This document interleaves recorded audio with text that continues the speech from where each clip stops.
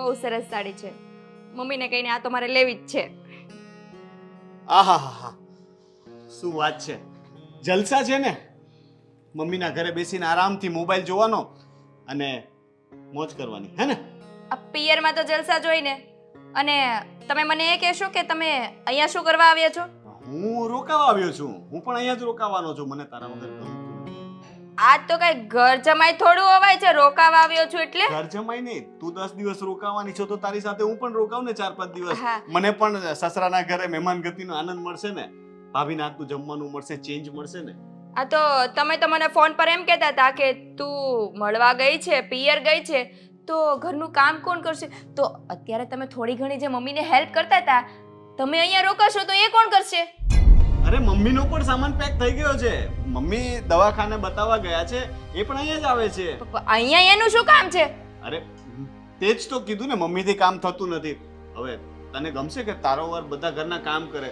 એટલે અમે વિચાર્યું કે તો પછી અમે બધા અહીંયા જ રહેવા. મમ્મીથી છે ને બધું કામ થાય છે. મમ્મીના ખાલી ખોટા નાટક છે, કામ નથી કરવાના ને એના. મને આ દુખે છે ને આ દુખે છે, અને તમે મમ્મીની બધી વાત માની લ્યો છો. હા તો માનવું જ પડે ને, તારી પણ બધી વાત માનું જ છું ને. હા તો કાલ સવારે હું કહું મને માથું દુખે છે, પગ દુખે છે, તો કેમ માનતા નથી? તો એમ કહો છો કે નહીં હું તને હોસ્પિટલ લઈ જાઉં, તું ઘરનું કામ કરી નાખ. વાત મનાવવા માટે વાત માનવી પણ પડે ને.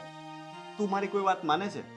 મેં તને એકવાર કહ્યું કે બેન બનેવી આવે છે તો ઘરે પાછી આવી જા. તું આવી નહીં ને? પછી પણ 2-3 વખત ફોન કર્યા તો તું તો મારા ફોન જ રિસીવ નથી કરતી. હા તો નવાઈ કરી તમારી બેન આવે છે તો કે પહેલી વાર તો નથી આવ્યા ને એ લોકો. હા તો તું પણ પહેલી વાર તો નથી આવી ને, કે એટલો બધો મોહ રાખે છે પિયરનો. આવી શકતી હતી ને પાછી, અને 2 દિવસ પછી પાછી આવી જાય તો હું તને કઈ ના નતો પાડવાનો. એ તો મને ખબર જ છે કેટલી વાર દિવસમાં ફોન કરીને મને બોલાવો છો. અને આ તમે જે રીતે મને ઘરે લેવા માટે આવ્યા છો ને અત્યારે, ના ના, હું તો રોકાવા માટે આવ્યો છું. લેવા માટે જ આવ્યો ને ઓબ્વિયસલી. તમારો તો કઈ ભરોસો છે? હમણાં કહો છો કે મમ્મી એ સામાન ભરીને આવે છે અને અત્યારે કહો છો કે લેવા આવ્યો છું. તમે પહેલા વિચારી લો કે તમે અહીંયા શું કરવા આવ્યા છો. પહેલા તને લેવા માટે આવ્યો છું. હવે તું નહીં આવે તો હું અહીંયા રોકાઈ જઈશ, અને પછી આપણે બંને નહીં જઈએ તો મમ્મી પણ અહીંયા આવી જ જશે. આવું હું મમ્મીને કહીને આવ્યો છું. હા તો હું ચોખ્ખું કહી દઉં છું કે હું 15 દિવસ અહીંયા રોકાવાની છું. 16મા દિવસે આવીશ, બાકી આવવાની નથી. અને ત્યાં સુધી મને ફોન કરવાની તમે કોશિશ નહીં કરતા. જો ઇમરજન્સી કામ હોય ને કે તમારા મમ્મી પડ્યા છે, હોસ્પિટલ લઈ જવાના છે, તો જ ફોન કરજો. બાકી જો તમારાથી જ્યાં સુધી હેન્ડલ થતું હોય ને ત્યાં સુધી કરજો.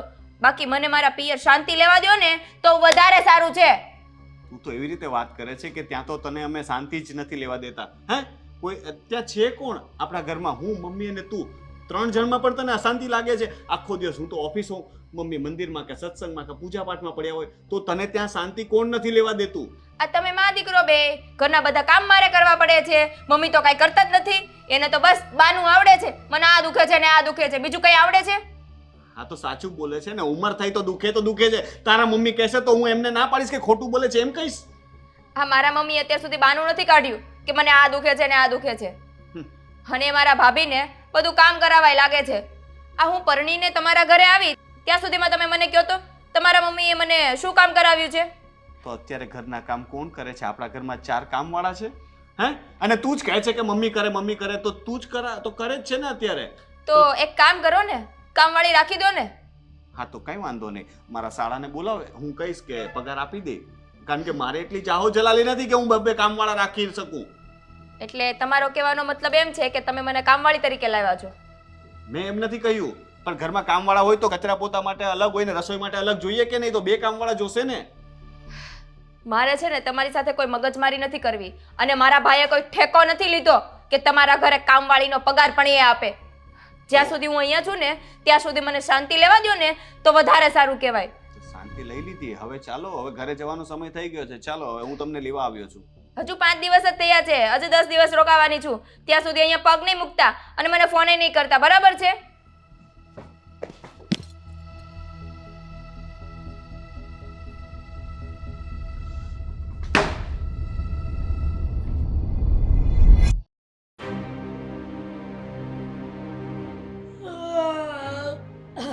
લે મમ્મી, હજી નીંદર આવે છે તમને? બહુ ઊંઘ આવે છે મને. ચા પીવાનું મન થયું દીકરા. ભાભીને હમણાં કહું, ભાભી ચા બનાવી દેશે. પણ તું બનાવી દે ને શું વાંધો છે? હવે રોજ તો એના હાથની પીતી જ હોઉં. તું ઘરમાં હોય તો મને એમ પણ ઈચ્છા થાય ને કે મારી દીકરી મને બનાવીને પીવડાવે. હા મમ્મી એ વાત સાચી, પણ હું તમારી સાથે શાંતિથી રહેવા આવી છું. આ તો ભાભી જ બનાવી દેશે. અને બીજું શું કહો મમ્મી, આ ભાભીએ ઘરની હાલત કેવી કરી નાખી છે ખબર? જોયું તમે? આ પડદાએ સરખા ધોયા નથી. આ વર્ષ દોઢ વર્ષથી ધોયા ન હોય ને એવું લાગે છે. અને આ ઘરની રેણીકણી તો જુઓ, બધો સામાન અસ્ત ને વ્યસ્ત કરી નાખ્યો છે. બેટા એને કંઈક શીખવાડતા હોય તો. અને ઘરમાં મહેમાન આવે છે તો આ, ઘરમાં મહેમાન આવે ને મમ્મી તો એને સભ્યતાનું ભાન નથી. ક્યારેક તો છે ને આપણું નાક કપાવશે ને એવું મને લાગે છે ભાઈ. શું છે શું? આ ઘર જોતો નથી? જ્યારે હું ઘરમાં હતી ત્યારે કેટલું બધું વ્યવસ્થિત રાખતી હતી, અને આ પડદા ને બધી હાલત જો, આ વર્ષ દિવસથી ધોયું ન હોય ને એવું લાગે છે મને. હા, જૂના પણ થઈ શકે ને બેન. તું કેવી વાત કરે છે? હા હા, જો કલર નવો કર્યો હોય ને ત્યાં સુધી સારો લાગે. આ થોડા વર્ષો જાય એટલે ડલ તો પડવાનો જ છે. એમ પડદા, સોફા, અને તું જ્યારે આ ઘરમાં હતી ત્યારે બધું બરાબર હતું માની લીધું, પણ દામિની પણ સારી રીતે જ ઘરને સંભાળે છે ને. તું ફરિયાદ તો શું કામ કરે છે? આ ઘરની વાત છોડ, ચાલ રહેવા દે. આ ઘરમાં કોઈ મહેમાન આવે તો શું જમવાનું બનાવવાનું, કઈ રીતે રહેવાનું, કઈ રીતના કપડાં પહેરવાના, ઈ સભ્યતા છે એનામાં? આ મને લાગે મમ્મી ક્યારેક આપણું નાક કપાવશે મહેમાનની સામે. ઘરની વહુ કઈ રીતે રહે એનું ને જરાય ભાન નથી. વાહ, આ સારું કહેવાય. હા, તને બરાબરનું ભાન છે. આ છે જ ને. જો હું પિયર આવી છું તોય સાડી પહેરું છું ને. એ પણ વાત હું તો- એને એમ કહું છું કે તું ડ્રેસ પહેરે શું વાંધો છે? અને ઈ સાડી પહેરે છે ને આપણે શું કરે કે? ના મમ્મી, જો આપણે વહુ થઈને ગયા હોય ને એટલે પછી સાડી જ પહેરાય. સાડીમાં જ સારા લાગે હા, આપણે. સારું બેન, હું કહી દઈશ એને. બસ એ જ્યારે પાછી ઘરે આવે ને ત્યારે હું એને કહી દઈશ. પાછી ઘરે આવે એટલે ક્યાં ગયા છે? હા આદિ, દામિની ક્યાં ગઈ છે? અને આમ કીધા વગરની અચાનક? અરે મને કહીને ગઈ છે, મને પૂછીને ગઈ છે, મારી રજા લઈને ગઈ છે ને મેં જવા દીધી છે. તમને કીધું છે મમ્મી? તમને ખબર છે? આદિ, અંકિતાની વાત પણ સાચી છે. મને તો કીધું જ નથી. જો ભાઈ, હું જ્યારે અહીંયા પિયર આવું છું ને ત્યારે મારા સાસુને, મારા સસરાને અને મારા પતિને બધાને કહીને આવું છું. કોઈની પરમિશન વગર હું આવતી નથી. તો એની ફરજ નથી કે અહીંયા ઘરમાં જેટલા સભ્યો છે એટલાને કહીને જવાય? એણે મને કીધુંય નથી, મને પૂછ્યુંય નથી મમ્મી. એ પણ હવે એમાં શું થઈ ગયું હું કહું છું ને, એ શું થોડા તું દિવસ કહે છે? થોડા દિવસ પછી પાછી આવી જશે. અરે એવું થોડું ચાલે? હું અહીંયા મળવા આવી છું અને એના પિયર ચાલ્યા જાય. આવું તો કઈ હોતું હશે? તું છે ને અત્યારે ને અત્યારે એને પાછી લઈ આવજા. અરે તું તો કેટલા દિવસ રોકાય એનું કેમ નક્કી છે? હા, તો શું થઈ ગયું? ઘરે આવી રીતે મહેમાન આવ્યા હોય અને આવી રીતે ચાલ્યા જાય એ સારું લાગે? તને મળીને જ ગઈ છે ને, તારી સાથે પણ રહી છે. આદિ, તું કેટલી વાર એનો ઉપરાણો લઈશ? હવે હું અંકિતાની સાથે છું. કેમ કે દર વખતે મને કહીને જાય છે અને આજે તને કહીને બારોબાર નીકળી ગઈ. અંકિતા, આ વાતમાં સહમત છું. અરે પણ મેં જ કીધું હતું મમ્મી.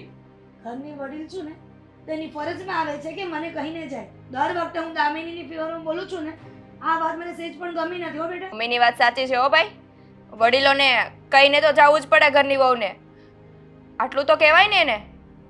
તો કઈ નહીં, ફોન કરીને કહી દઉં છું. તમને કહી દેશે બસ કે હું પિયર આવી છું. હવે ગયા પછી એને તું ફોન કરાવીશ કે મમ્મી હું અહીંયા પિયર આવી ગઈ છું. આવું તો કેવું ઘરમાં ચાલે આદિ? એવું ચાલે એટલે મમ્મી કેવી વાત કરો છો? માનું છું કે ચાલો તમને નથી પૂછ્યું, પણ એ ઉતાવળમાં હતી અને એમ પણ હવે મને પૂછી લીધું એટલે મેં જ કહ્યું હતું એને. એ તો તમને પૂછવા માટે આવતી પણ હતી, પણ મેં કહ્યું કે મમ્મીને હું કહી દઈશ, તું જઈ શકે છે. વાહ દીકરા વાહ, હું તારી માં છું એટલે મને બધી ખબર પડે છે કે તું એનું વાત ઢાંકવા માટે મને આ બધું કહી રહ્યો છે. કેમ કે તમારે લોકોને એવો કોઈ શું કહેવાય હતું જ નહીં વાત કે તમે મને કહીને જાઓ ને સીધે સીધા નીકળી જાઓ. તમને લોકોને ખબર છે કે અંકિતા છે એટલે હું નહીં જવા દઉં, એટલે તો સીધી એને બગાડી મૂકી અહીંયાથી, બરાબર ને? સારું, આ બીજી વાર જશે ને ત્યારે પૂછીને જશે. બસ. બીજી વાર જશે નહીં. જ્યાં સુધી હું આ ઘરમાં છું ને ત્યાં સુધી ભાભીને નથી પિયર જવાનું. અને તું આજે ને આજે એને લઈ આવજે. કેવી વાત કરે છે તું? આદિ, એ ગઈ છે હજી અને એને પાછી લઈ આવું? હા, અરે ત્યાં બધા શું વિચારશે? જે વિચારે તે. અંકિતાએ કહ્યું ને કે તારી ઘરવાળીને અહીંયા લાવવાની છે. આ મારો પણ ઓર્ડર છે, સમજો? ભાઈ તમે તો એની સાથે ન બોલો. હા તો નહોતી બોલવાની, પણ આ મારા વિરુદ્ધ થઈ રહ્યું છે ને એટલે હું બોલીશ અને અંકિતાના ફેવરમાં જ બોલીશ. અને ભાઈ, ઘરમાં વડીલ જેવું કંઈક હોવું જોઈએ.